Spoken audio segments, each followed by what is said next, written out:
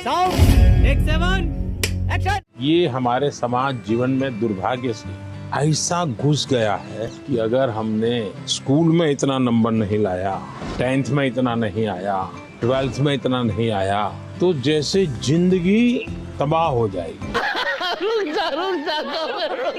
तो भैया देखा, कल विश्वगुरु ने स्कूली छात्रों से मिलकर परीक्षा पे चर्चा की और बच्चों को ये समझाया कि परीक्षा में नंबर लाना कोई मैटर नहीं करता। तो लल्लन भैया, इसमें हैरानी की क्या बात है? हो सकता है मोदी जी को अचानक ईवीएम याद आ गई हो, इसलिए नंबर उनके लिए कोई मायने नहीं रखता।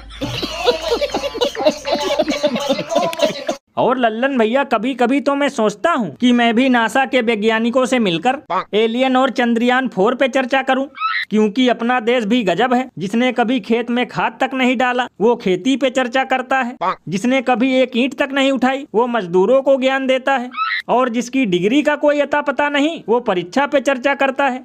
भैया इसीलिए तो इस पर महान कवि बाबा लपेटू दास ने कहा है कि लगाकर हजारों स्कूलों में किस्मत का ताला, छात्रों को ज्ञान दे रहा है जुमले वाला।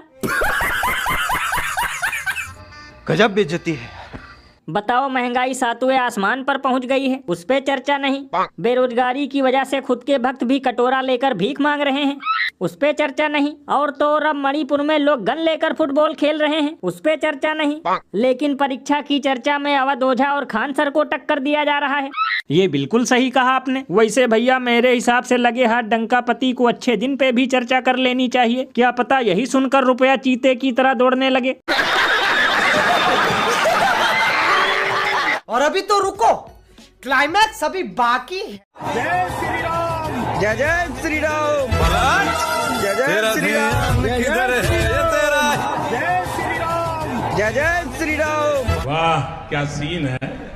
तो भैया देखा, ये नजारा डबल इंजन वाले फिरोजाबाद का है, जहाँ एक नफरती ढक्कन मुस्लिम महिलाओं को देखकर जय श्री राम का नारा लगा रहा है और अंट संट गालियाँ दे रहा है।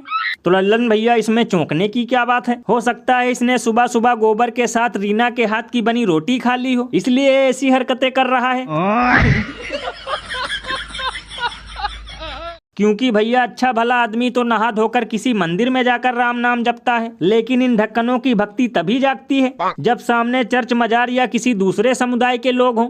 और लल्लन भैया, कभी कभी तो मुझे लगता है कि अब की बार प्रभु श्री राम अयोध्या छोड़कर अफ्रीका के जंगलों में वनवास न पहुंच जाएं, क्योंकि कोई ऐसा दिन बाकी नहीं जाता जब ये ढक्कन राम के नाम को मुन्नी से ज्यादा बदनाम ना करें। बताओ, किसी की दुकान लूटना हो तो उसमें जय श्री राम, किसी को मारना पीटना हो तो उसमें भी जय श्री राम, और अब तो लड़की छेड़ने के लिए भी जय श्री राम का नारा लगाया जा रहा है। और भैया, सबसे कमाल की बात तो ये है कि इस घटना पर उन गोदी मीडिया के दलाल एंकरों को भी सांप सूंघ गया है, जो त्योहार से लेकर व्यापार तक हर जगह धर्म और जिहाद घुसेड़ देते हैं। क्योंकि लल्लन भैया, ये कांड किसी टोपी वाले ने नहीं किया, इसीलिए इन्हें कोई फर्क नहीं पड़ता, वरना अब तक इन दलालों की भावना हो जाती आहत और उसके घर पर बुलडोजर चलवाने के बाद ही इन्हें मिलता राहत।